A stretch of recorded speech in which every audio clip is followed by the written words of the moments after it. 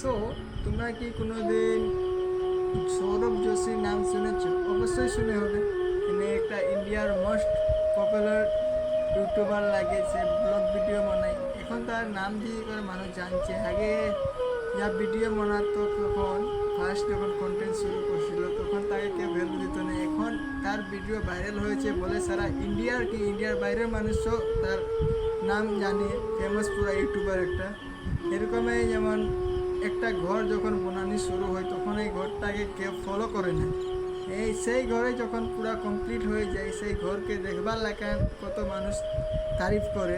এরকমই আমরা যেমন ছোটো ক্রিয়েটার ভিডিও যখন বানাই তখন কেউ পছন্দ করে না, সেই মানুষের ভিডিও যখন প্রায় ধরো আমি যেমন আমার ভিডিও যখন কোনো সময় ভাইরাল হবে বাই চাষের বাদ, তখন অনেক মানুষই আসবে সেলিব্রিটি বলে অডিশন নেবার লাগি।